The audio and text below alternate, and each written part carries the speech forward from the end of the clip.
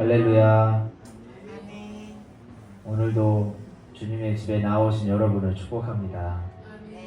어제 오늘 비가 참 많이 왔습니다. 안전하십니까? 어제 오늘 더 비가 예보가 많이 예정되어 있어서 염려를 많이 했거든요. 예배를 드릴 수 있을지. 그리고 제가 어젯밤에 참외를 한 개 먹고 잤는데 오늘 아침에 일어났는데 너무 속이 안 좋은 거예요. 그 참외를 잘못 먹었는지 그래서 조금 토했어요. 그리고 하루 온종일 두통이 있는 거예요. 그래서 아까 낮에 이렇게 타이레놀 하나를 먹었는데도 두통이 가시질 않아서 한 2시간 전에 하나 더 먹었더니 지금 조금 괜찮은데, 이렇게 비도 많이 오고 이렇게 몸도 아프고 참 한 주간 오늘 이 금요 예배가 참 저에게는 예배란 무엇인가에 대해서 생각해보는 그러한 시간이었습니다. 마음 가운데도 나의 육체 가운데에도 참 예배를 드리지 않아야 할 이러한 상황과 예배를 좀 쉬고 싶은 이런 육신적 연약한 마음, 이러한 마음이 있었는데 정말 이 말씀이 생각나더라고요. 이사야서 43장 21절에 이 백성은 내가 나를 위하여 지었나니 나를 찬송하게 하려 함이니라. 아멘. 우리가 하나님을 예배하지 않는 삶은 과연 의미가 있을까? 제 스스로에게 자문해 보았을 때 하나님을 예배하지 않는 삶은 아무런 의미가 없는 삶이라고 결론을 지었습니다. 그래서 오늘 이 시간 우리가 하나님을 영과 진리로 예배함으로 우리의 삶의 이유와 목적을 찾는 귀한 시간이 되기를 원합니다. 초대교회 성도들이 머리가 조금 아프다고, 속이 조금 울렁거린다고, 비가 많이 온다고 예배하는 일을 멈추었을까요? 저는 그렇게 생각이 되지 않았습니다. 그들은 화형을 당할 때에도, 짐승에 찢길 때에도 정말로 예배드리는 현장에 발각이 되어서 십자가에 달려 못 박힐 때에도 하나님을 부인하지 않았고 예배드리는 일을 멈추지 않았습니다. 우리가 그 귀한 예배를 하나님 앞에 올려드리는 시간 되기를 원합니다. 기도함으로 예배를 시작하겠습니다. 하나님 감사합니다. 우리의 삶 가운데에는 예배드릴 수 없는 상황과 환경, 또 예배드리지 않아야 할 수많은 이유가 있습니다. 그럼에도 불구하고 우리가 하나님을 예배해야 함은 이 백성은 내가 나를 위하여 지었나니 나를 찬송하게 하려 함이니라고 하나님께서 말씀하셨습니다. 하나님, 우리의 삶의 이유와 목적은 오직 하나님을 예배하는 일인 줄 믿습니다. 우리가 예배할 때에 우리의 마음 가운데 하나님께서 위로와 평안을 주시고 하나님 우리에게 성령의 충만함을 선물로 더하여 주시옵소서. 예수님의 이름으로 기도드렸습니다. 아멘. 오늘 우리가 함께 살펴볼 성경은 사무엘서입니다. 그중 오늘은 사무엘상을 살펴보고 다음 주에는 사무엘하를 살펴보도록 하겠습니다. 지금은 이 사무엘서가 사무엘상과 사무엘하로 두 권으로 나뉘어 있지만 본래는 한 권이었습니다. 사무엘서는 우리가 지난 시간 살펴본 사사시대가 끝날 무렵부터 시작해서 바야흐로 이스라엘의 왕정시대의 시작을 알리는 책입니다. 역사적으로는 사무엘의 출생 주전 1100년경에서 다윗 왕국 후기 주전 970년까지의 기간을 다루고 있습니다. 사무엘은 작자 미상입니다. 초기 유대의 전승에 따르면 사무엘상은 사무엘이 기록했고 사무엘하는 선지자 나단과 갓이 기록했다고 하는데 실제로 그랬을 가능성은 거의 없다고 합니다. 학자들은 이 책이 오늘날의 형태를 갖춘 시기를 유다가 멸망하고 바벨론의 포로로 잡혀간 강제 이주기, 즉 포로 시대에 이 책이 쓰여졌다고 추정을 하고 있습니다.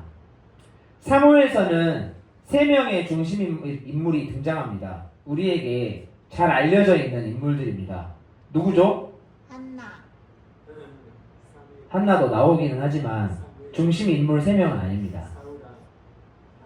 이스라엘의 마지막 사사 사무엘과 초대왕 사울과 그리고 다윗입니다. 사무엘서는 이 3명의 중심 인물로 내용이 전개됩니다. 사무엘상 1장부터 7장은 사무엘에게 초점이 맞춰져 있습니다. 해당 본문에서의 핵심 내용은 사무엘의 출생, 언약궤의 상실과 회복, 블레셋과의 싸움에서 거둔 대승리입니다.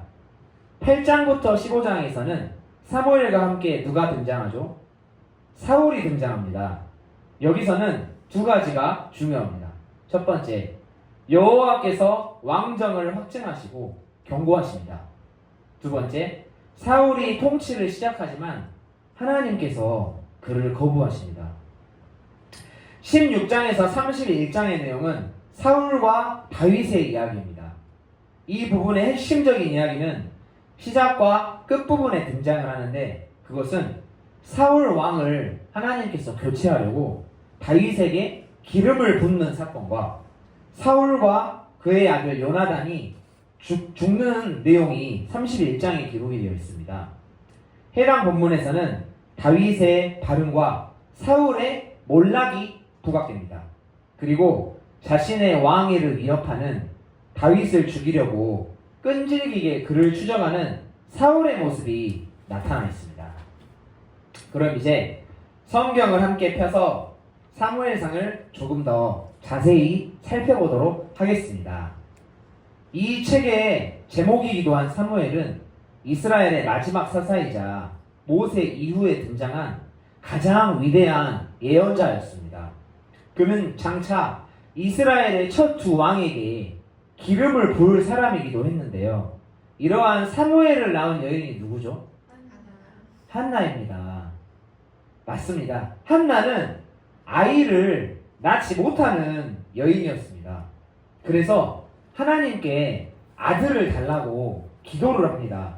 우리 함께 사무엘상 1장 10절에서 11절 말씀을 함께 읽겠습니다. 1장 10절에서 11절 말씀입니다. 시작. 한나가 마음이 괴로워서 여호와께 기도하고 통곡하며 서원하여 이르되 만군의 여호와여, 만일 주의 여종의 고통을 돌보시고 나를 기억하사 주의 여종을 잊지 아니하시고 주의 여종에게 아들을 주시면 내가 그의 평생에 그를 여호와께 드리고 삭도를 그의 머리에 대지 아니하겠나이다. 아멘. 삭도를 머리에 대지 않는다고 했는데 우리 지난 시간 사사시대에 한 인물이 떠오르지 않으신가요? 삼손. 네, 맞습니다. 삼손도 나실인으로 삭도의 머리를 대지 아니하였죠. 이렇게 사무엘도 어머니 한나를 통하여서 하나님께 드려지는 소원의 모습이 이 장면에 담겨 있습니다. 마침내 하나님께서는 한나의 기도에 응답하시고 한나는 아들을 얻습니다. 그리고 젖을 땐 이 사무엘을 하나님께 바칩니다. 20절입니다. 한나가 임신하고 때가 이르매 아들을 낳아 사무엘이라 이름하였으니 이는 내가 여호와께 그를 구하였다 하니더라. 아멘. 26절부터 28절 말씀을 우리 함께 읽겠습니다. 시작. 한나가 이르되 내 주여 당신의 사심으로 맹세하나이다. 나는 여기서 내 주 당신 곁에 서서 여호와께 기도하던 여자라. 이 아이를 위하여 내가 기도하였더니 내가 구하여 기도한 바를 여호와께서 내게 허락하신지라. 그러므로 나도 그를 여호와께 드리되 그의 평생을 여호와께 드리나이다 하고 그가 거기서 여호와께 경배하니라. 아멘. 이렇게 사무엘은 하나님 앞에 나실인으로 바쳐집니다. 그리고 이러한 사무엘의 출생은 그때 당시 이스라엘의 대제사장이었던 엘리의 2 아들 홈니와 비느하스의 악행과 대조를 이루고 있습니다. 우리 함께 사무엘상 2장 12절에서 17절의 말씀을 교독하겠습니다. 제가 12절을 읽겠습니다. 엘리의 아들들은 행실이 나빠 여호와를 알지 못하더라. 그 제사장의 행하여 간수는 이러하니 곧 어떤 사람이 제사를 드리고 그 고기를 삶을 때에 제사장의 사관이 손에 3살 갈고리를 가지고 와서 그것으로 냄비에나 솥에나 큰 솥에나 가마에 찔러 갈고리에 걸려 나오는 것은 제사장이 자기 것으로 가지되 실로에서 그곳에 온 모든 이스라엘 사람에게 이같이 할 뿐 아니라. 제사드리는 사람에게 이르기를 제사장에게 구원의 고기를 내라.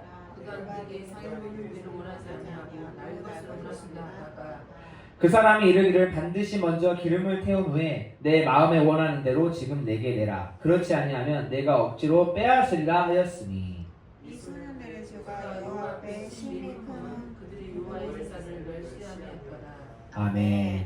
억지로 빼앗는다고 합니다. 하나님 앞에 드려야 할 제물을. 정말 강도나 마찬가지 모습이죠. 이렇게 하나님의 제사를 멸시하였던 이 두 제사장들은 믿음의 본을 보이지 못하고 행실이 나빠 결국 하나님께 버림을 받고 블레셋과의 전쟁에서 죽고 맙니다. 사무엘상 4장부터 7장까지의 본문은 하나님의 언약궤를 블레셋 사람들에게 빼앗겼다가 다시 찾는 내용이 기록되어 있습니다. 이때 등장한 언약궤는 하나님의 영광과 관련이 있었는데 이는 하나님이 언약궤의 그룹 사이에 계신 분이었기 때문입니다. 사무엘상 4장 4절 말씀입니다. 이에 백성이 실로에 사람을 보내어 그룹 사이에 계신 만군의 여호와의 언약궤를 거기서 가져왔고. 네, 여기까지 읽겠습니다. 우리 한번 언약궤 사진을 한번 띄워주시겠습니까? 자, 이게 언약궤의 사진입니다. 이 출애굽기에 보면 모세가 성막을 하나님의 지시하심을 받아서 성막을 짓는데요. 이때 언약궤를 만들라고 하나님이 지시를 하십니다.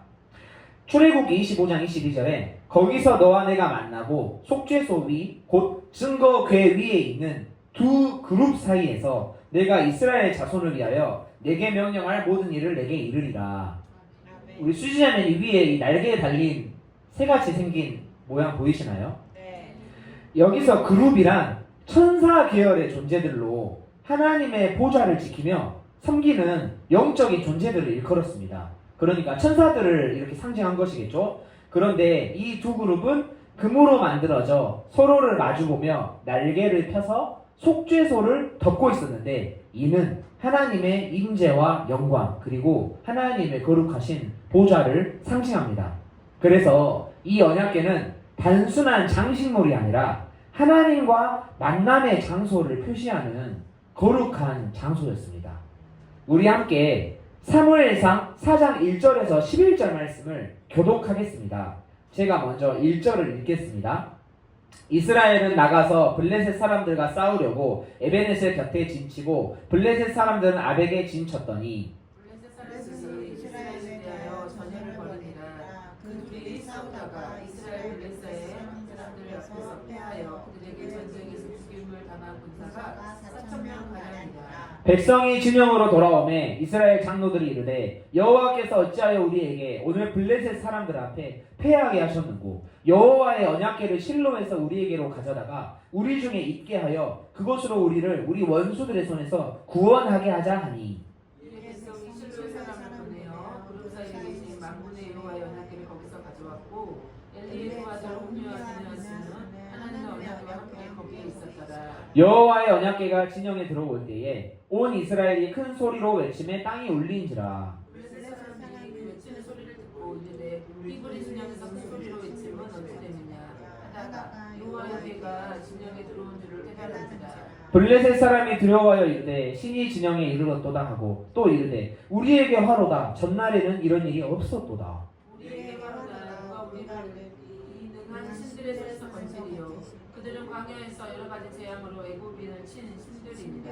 너희 블레셋 사람들아 강하게 되며 대장부가 되라. 너희가 히브리 사람의 종이 되기를 그들이 너희의 종이 되었던 것 같이 되지 말고 대장부 같이 되어 싸우라 하고. 블레셋 사람들이 쳤더니 이스라엘이 패하여 각기 상승하고로 도망하였고 사격이 심히 커서 이스라엘 보병에 엎드려진 자가 3만 명이었으며. 함께 읽겠습니다. 시작. 하나님의 궤는 빼앗겼고 엘리의 두 아들 홈니와 비느하스는 죽임을 당하였더라. 아멘. 하나님의 언약궤가 빼앗겼고 아까 우리 두 제사장 하나님의 제사를 멸시하였던 홈니와 비느하스가 이 전쟁에서 죽고 맙니다. 이 본문을 보면 이스라엘 백성과 장로들이 하나님의 언약궤를 자신들이 마음대로 사용할 수 있는 부적, 요술, 램프 정도로 여기고 있습니다. 결국 이들은 블레셋 사람들에게 언약궤를 빼앗겼는데요. 여기서 우리가 얻을 수 있는 교훈이 있습니다. 그렇다면 하나님 앞에 늘 예배하고 기도하는 우리의 신앙은 어떠한 모습입니까? 하나님과의 친밀한 사귐과 교제가 우선이기보다 기도 응답만을 바라고 있지는 않은지, 전지전능하신 하나님을 기복적인 신앙으로 그저 우리의 기도에 응답하시는 분으로 제한하고 있지는 않은지 우리가 이러한 교훈을 얻을 수 있습니다. 다행히도 언약궤는 얼마 후에 블레셋 사람으로부터 다시 돌아오게 됩니다.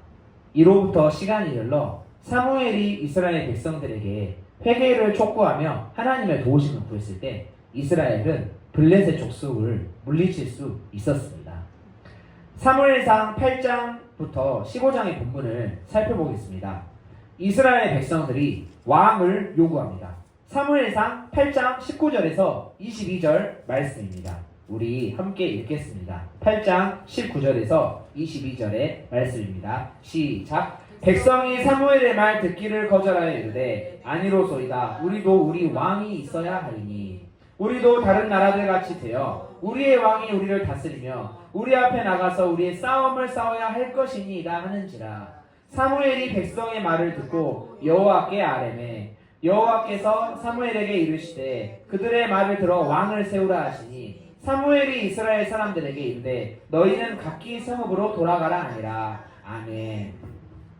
이스라엘에 왕이 필요한가요? 이스라엘은 하나님이 왕 되시는 신정 국가였습니다. 그런데 이 사무엘상 본문을 살펴보면 드디어 이스라엘 백성들이 하나님이 아닌 인간 왕을 요구하고 있는 이 장면입니다. 그로 인하여서 이스라엘의 초대 왕 사울이 세워집니다. 사무엘상 10장 1절입니다. 10장 1절인데요. 제가 읽겠습니다. 이에 사무엘이 기름병을 가져다가 사울의 머리에 붓고 입맞추며 이르되 여호와께서 내게 기름을 부으사 그의 기업의 지도자로 삼지 아니하셨느냐. 사울이 기름 부음을 받는 모습인데요. 우리 그렇다면 기름 부음은 과연 무슨 뜻일까요? 기름 부음에 관련한 우리 영상을 잠깐 보고 이어서 진행하겠습니다. 이 영상에서 기름 부음을 하나님의 영으로 성별된 자라고 하고 있습니다. 우리 모두에게 하나님의 기름 부으심이 필요하겠죠? 아멘입니다. 여러분은 사울을 하면 어떤 이미지가 떠오르십니까? 다윗을 시기하고 질투하고 다윗을 죽이기 위해서 악착같이 쫓아다니고 우리는 사울에게서 긍정적인 요소를 찾기가 힘이 듭니다. 그런데 흥미로운 사실이 있습니다. 사무엘에게 처음 기름 부음을 받을 당시에 사울은 겸손하고 소심한 사람이었다는 것입니다. 사무엘상 9장 21절입니다. 제가 읽겠습니다. 사울이 대답하여 이르되 나는 이스라엘 지파의 가장 작은 지파 베냐민 사람이 아니니까 또 나의 가족은 베냐민 지파 모든 가족 중에 가장 미약하지 아니하니까 당신이 어찌하여 내게 이같이 말씀하시나이까 하니. 사무엘을 통한 하나님의 부르심에 사울이 매우 겸손한 모습을 보이고 있습니다. 사무엘상 10장 20절에서 22절 말씀도 함께 보겠습니다. 10장 20절에서 22절 말씀입니다. 사무엘이 이에 이스라엘 모든 지파를 가까이 오게 하였더니 베냐민 지파가 뽑혔고 베냐민 지파를 그들의 가족별로 가까이 오게 하였더니 마드리의 가족이 뽑혔고 그 중에서 기스의 아들 사울이 뽑혔으나 그를 찾아도 찾지 못한지라. 그러므로 그들이 또 여호와께 묻되 그 사람이 여기 왔나이까. 여호와께서 대답하시되 그가 짐 보따리들 사이에 숨었느니라 하셨더라. 하나님의 부르심 앞에 숨었다고 합니다. 짐 보따리들 사이에. 이후에 있을 사무엘상 본문을 보면 정말 기세등등하던 그 사울의 모습과는 너무 대조적이지 않으신가요? 우리가 알던 그러한 사울의 모습과는 너무나도 다른 모습을 보이고 있는데요. 이러했던 사울이 자신의 집권 기간에 하나님 앞에 큰 죄와 실수를 저지르고 맙니다. 세 가지 실수를 저질렀는데요. 첫 번째는 제사장이 드려야 할 제사를 자신이 직접 드린 것입니다. 사무엘상 13장 5절에서 15절의 말씀을 우리 함께 교독하기를 원합니다. 13장 5절에서 15절 말씀 제가 먼저 읽겠습니다. 블레셋 사람 5절입니다. 블레셋 사람들이 이스라엘과 싸우려고 모였는데 병거가 3만이요 마병이 6천명이요 백성은 해변에 모래같이 많더라. 그들이 올라와 벳아웬 동쪽 믹마스에 진침해 이스라엘 사람들이 내굽함을 보고 절박하여 굴과 숯불과 바위 틈과 미나무과 운동에 솟으며 어떤 히브리 사람들은 요단을 건너 갓과 길르앗 땅으로 가되 사울은 아직 길갈에 있고 그를 따른 모든 백성은 떨더라. 사울은 사무엘이 사무엘이 정한 귀한 대로 이래 동안을 기다렸으나 사무엘이 길발로 오지 아니하매 백성이 사울에게서 흩어지는지 사울이 이르되 번제와 화목 제물을 이리로 가져오라 하여 번제를 드렸더니 번제를 마치자 사무엘이 온지라 사울이 나가 맞으며 문안하되 사무엘이 이르되 왕이 행하신 것이 무엇이냐 하니 사울이 이르되 백성은 내게서 흩어지고 당신은 정한 날 안에 오지 아니하고 블레셋 사람은 믹마스에 모였음을 내가 보았으므로 이에 내가 이르기를 블레셋 사람들이 나를 치러 길발로 데려오겠거늘 내가 여호와께 이를 간구하지 못하였다 하고 그러기 하여 번제를 드렸나이다 하니라. 사무엘이 사울에게 이르되 왕이 망령되이 행하였도다. 왕이 왕의 하나님 여호와께서 왕에게 내리신 명령을 지키지 아니하였도다. 그리하였더라면 여호와께서 이스라엘 위에 왕의 나라를 영원히 세우셨을 것이거늘. 지금은 왕의 나라가 길지 못할 것이라. 여호와께서 왕에게 명령하신 바를 왕이 지키지 아니하였으므로 여호와께서 그의 마음에 맞는 사람을 구하여 여호와께서 그를 그의 백성의 지도자를 삼으셨느니라 하고 사무엘이 일어나 길갈에서 떠나 베냐민 기바로 올라가니라. 사울이 자기와 함께한 백성의 수를 세어보니 600명 가량이라. 이 본문을 보면 사울이 하나님 앞에 자신이 직접 제사를 드려버리는데 12절 말씀 보면 부득이하여 번제를 드렸나이다 이렇게 기록이 되어 있습니다. 블레셋과의 전쟁을 앞두고 자신이 직접 이 제사를 드린 것은 하나님의 명령과 질서를 어긴 죄였습니다. 단순히 제사를 드린 것이 문제가 아니라 하나님의 권위에 대한 불순종이라는 점에서 심각한 죄로 간주가 되었습니다. 이 때문에 사무엘은 사울에게 그의 나라가 길지 못할 것이라고